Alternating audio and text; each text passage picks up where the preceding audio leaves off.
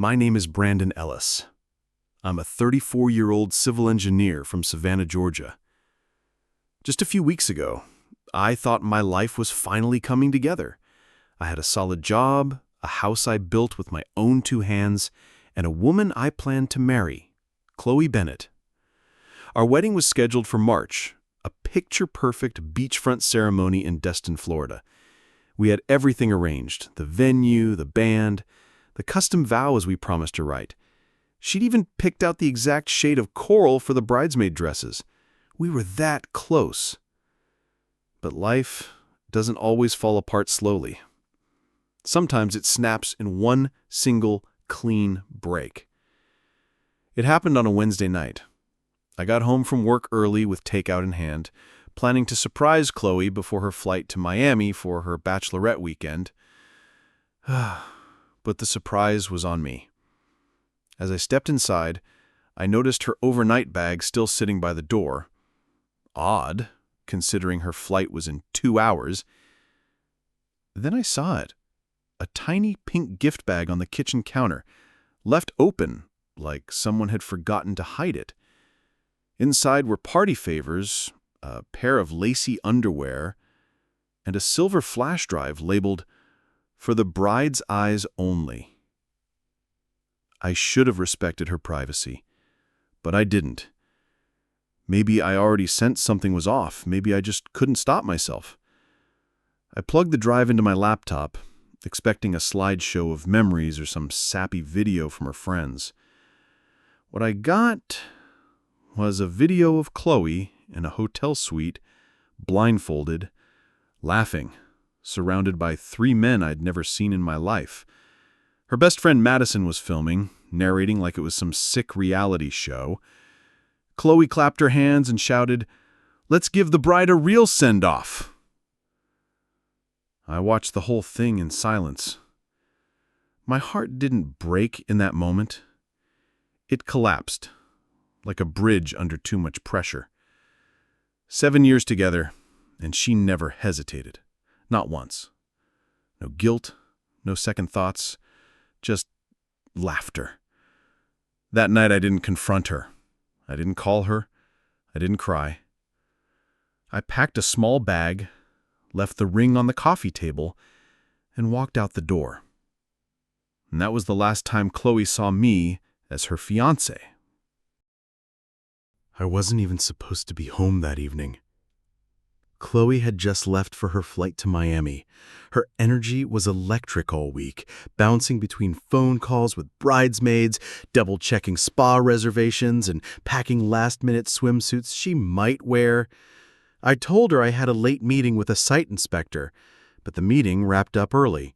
I figured I'd swing by that Thai place she liked, grab her favorite green curry, and surprise her with one last meal before her girls' weekend. That decision changed everything. When I stepped into the apartment, it was quiet. Her suitcase was gone. The scent of her hairspray still lingered faintly in the air. But on the kitchen island was something that didn't fit. A glittery pink gift bag with white tissue paper spilling over the edges. It had a shiny heart-shaped tag. "To the sexiest bride-to-be, what happens in Miami stays in Miami. Heart." Madison, Chloe's maid of honor and longtime chaos engine.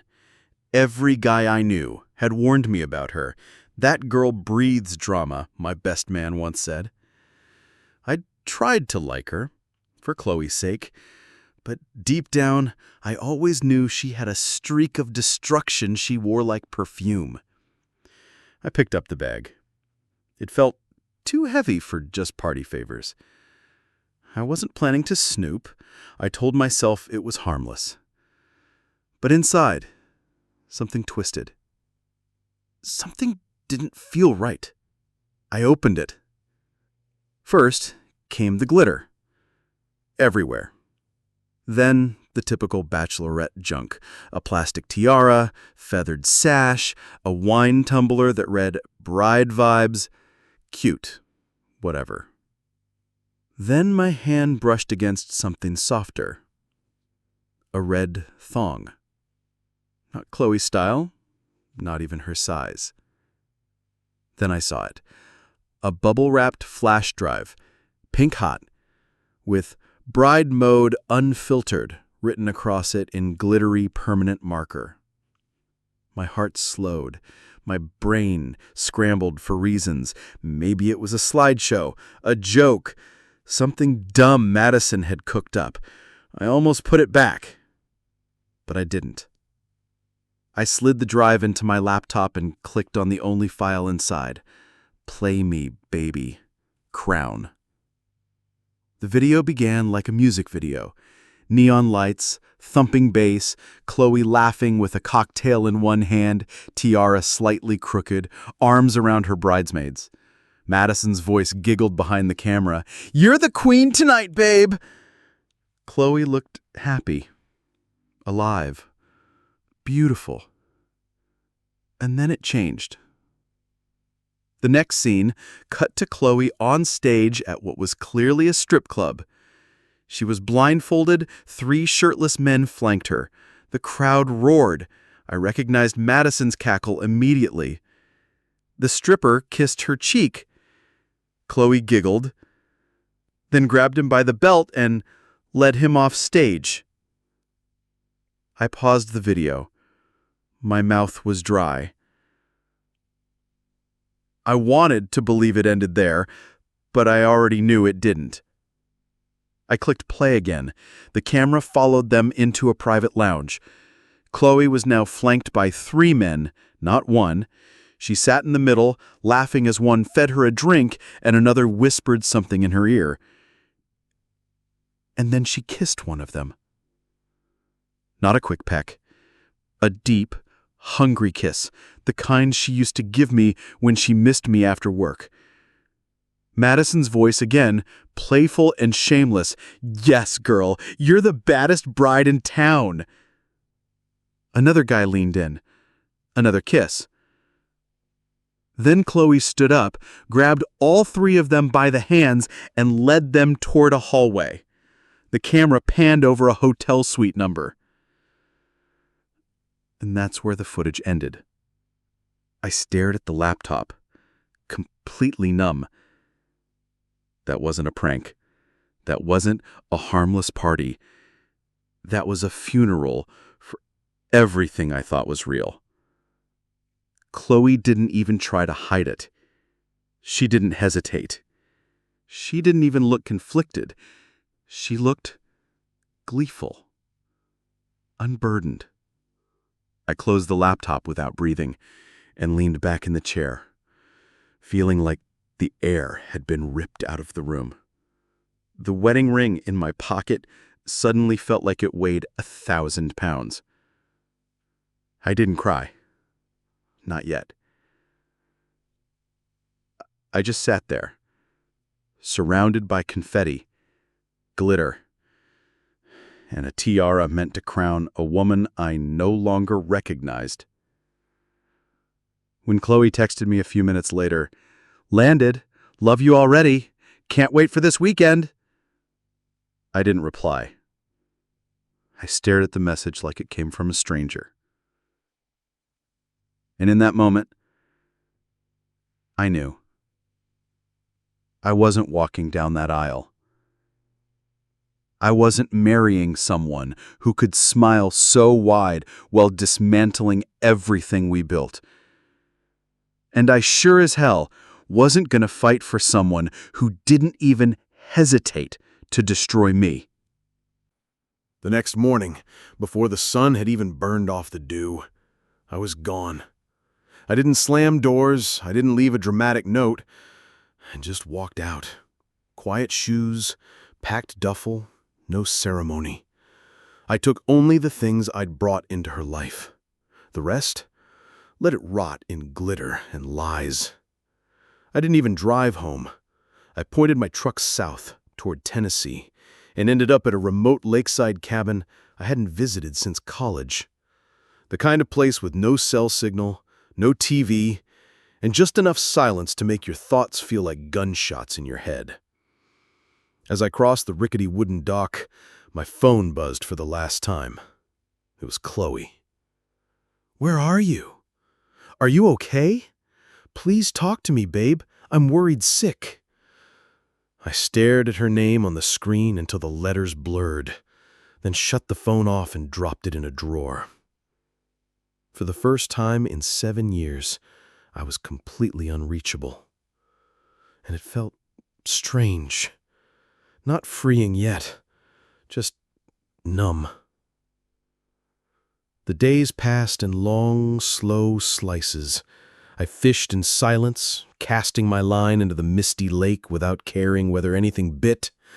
I brewed coffee so strong it could melt paint, ate canned beans and grilled fish, and spent long hours sitting on the porch, wrapped in a wool blanket, staring at nothing. But the video kept playing in my head. Every time I closed my eyes, I saw her on that stage, laughing, wild, untethered.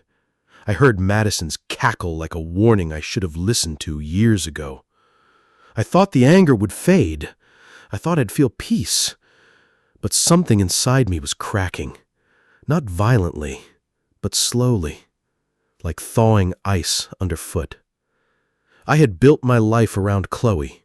Every brick, every promise, every compromise, every future plan, hers and mine. And now I realized it had always been mine alone.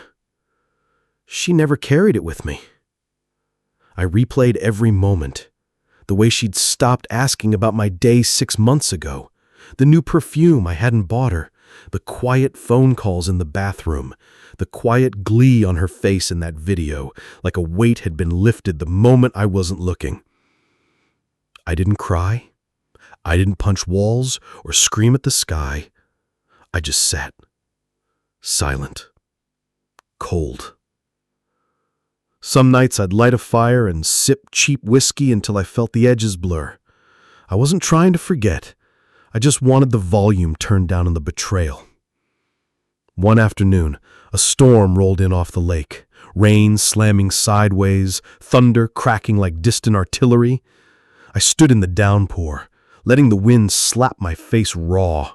It felt honest, cleansing, like the world was raging with me. That night I had a dream. I was back in my wedding tux, standing alone at the altar. No guests, no music, just Chloe's glittered pink gift bag sitting on the podium where the ring should have been. I woke up choking on air, my fists clenched around the bedsheets. That was the last night I allowed myself to wallow. Because in that moment, something shifted. Not rage, not yet, but a question. What now? I realized I couldn't hide forever, and more importantly, I didn't want to. Not because I missed Chloe, but because I missed me. The version of me that existed before I compromised so much of myself to please her. The version that dreamed bigger than beach weddings and Pinterest boards. The man who built homes with his hands, not illusions in his head. I needed to reclaim that man. And to do that, I had to re-enter the world. Not as the groom Chloe cheated on, but as the man who walked away before he lost himself in someone else's mess.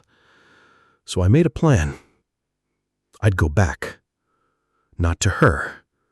Never to her. But back to my life. I'd tie up loose ends. I'd talk to my family. I'd return the wedding gifts. I'd settle accounts.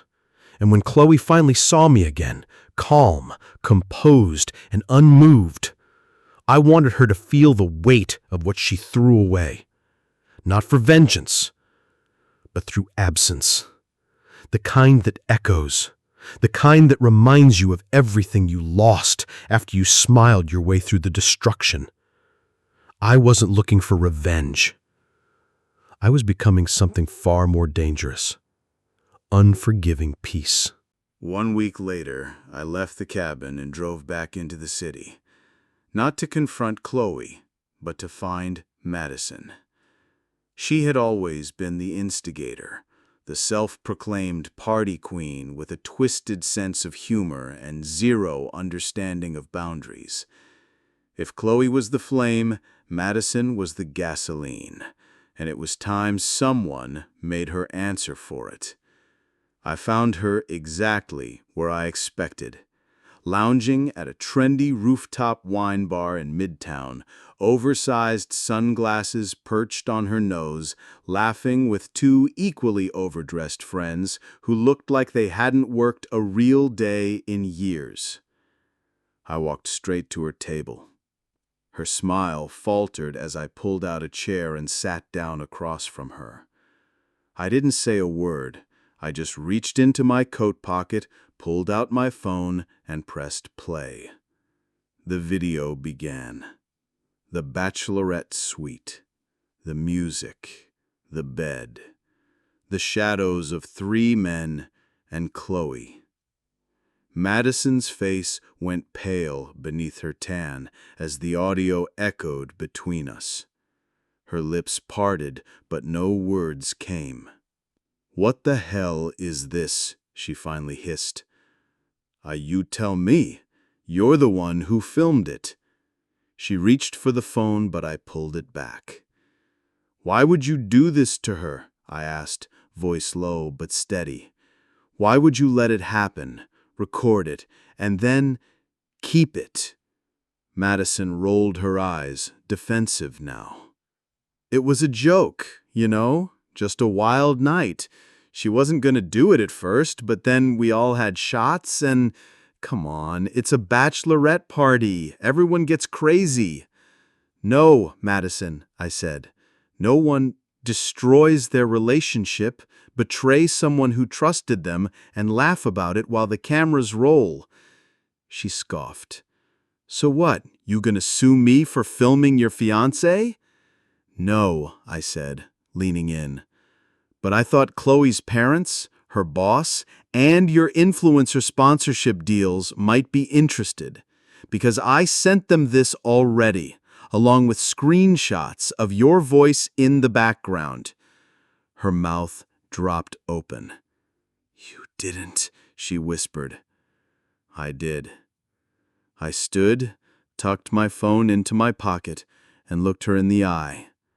"I'm not here to argue with you. I'm not here to scream or beg for an apology.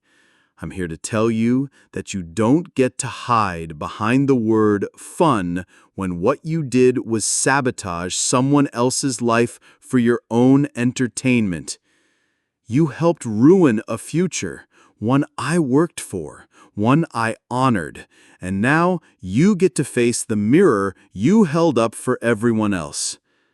She tried to say something, but I was already walking away.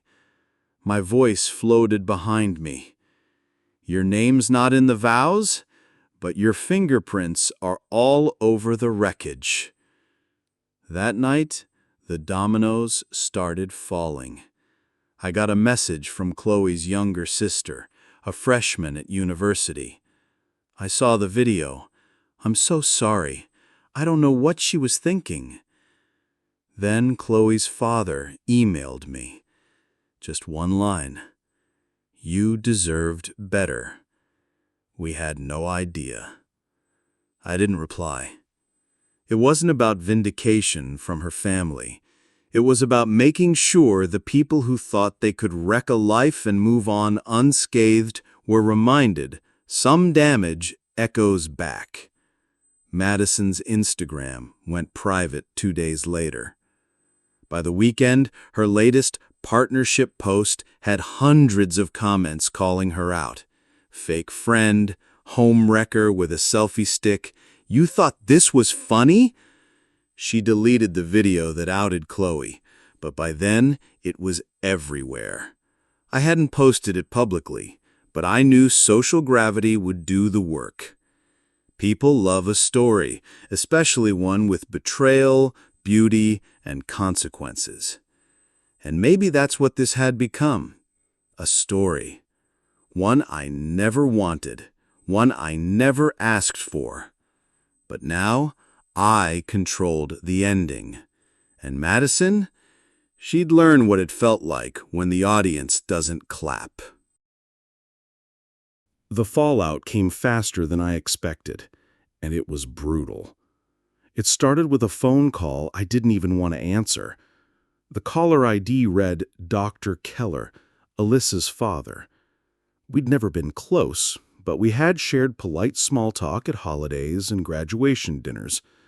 I hesitated, then picked up. "Jason," he said, voice cracking like a man whose entire reality had been sucker-punched. "I'm sorry. I'm so sorry for what my daughter did to you." There was no excuse in his voice, no attempt to soften it, just raw shame. She told us about the party. Well, what she didn't tell us, the internet did. I remained silent. He shook his head and added, "She was our pride, you know? Med school, clinical internship. We thought she had everything figured out. But this wasn't a mistake. This was a decision." He hung up with a choked apology and a quiet plea, "Please don't let this define you. You deserve better." Hours later, I got another call, this time from Alyssa's mother. She wasn't angry. She was devastated. She wept. "I raised her better," she sobbed. "We loved you like a son.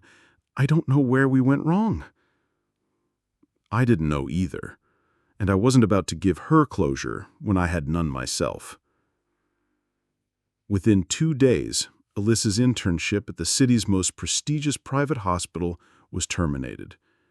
The leaked video of the bachelorette party had found its way into a private group chat of medical interns, screenshotted, gossiped over, then quietly escalated up the hospital hierarchy.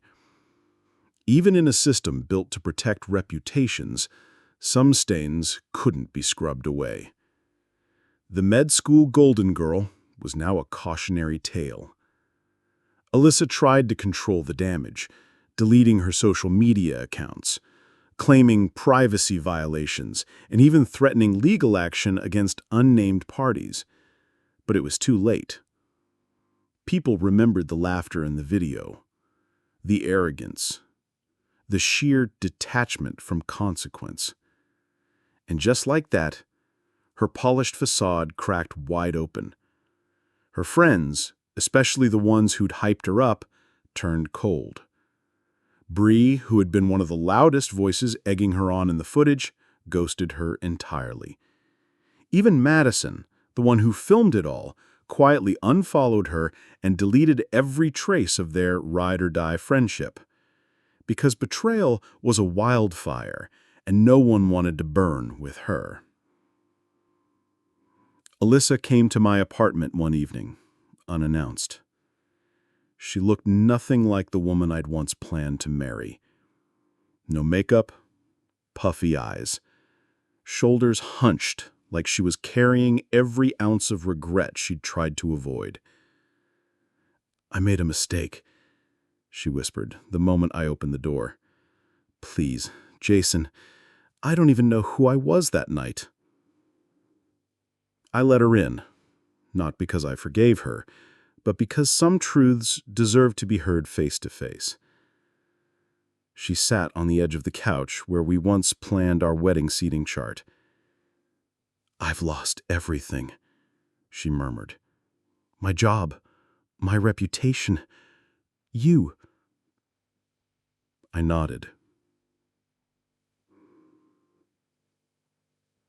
"I used to think that love was supposed to hurt a little, that compromises meant sacrificing pieces of yourself to make things work.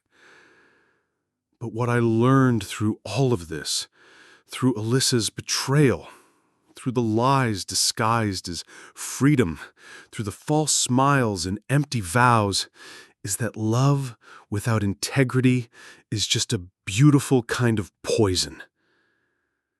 It wasn't just the cheating. It was the months before. The gaslighting, the emotional distance, the subtle digs that made me question my worth. The night of her bachelorette party wasn't the first betrayal. It was just the one I could no longer ignore. Walking away from the life we built wasn't easy. Part of me still mourned the girl I once loved, the one who dreamed big, who made me coffee in the mornings and danced barefoot in our living room. But that girl was long gone. Replaced by someone who valued validation from strangers more than the loyalty of the man who would have given her the world. So I left. Not to punish her, not for revenge, but for peace. I moved to Colorado, where the mountains didn't care about my heartbreak, and the rivers carried my anger away. I hiked, I built a garden, I learned to sleep without checking my phone at 2 a.m. And in the silence, I started to hear myself again. Eventually, I found joy not in someone new, but in being whole, in trusting my gut, in never again settling for a love that comes with conditions. Elusa reached out once more, almost a year later. A long email, regrets, empty words. She said she wished she had known what she was destroying when she laughed in that video. I didn't reply. Because forgiveness isn't the same as access. And I had already forgiven her. For me, not for her. So if you're reading this, and you've been betrayed, humiliated, or made to feel like you were the crazy one, you're not alone. And you're not weak for loving someone who didn't deserve you. But strength is knowing when to choose yourself. You're not broken. You're becoming.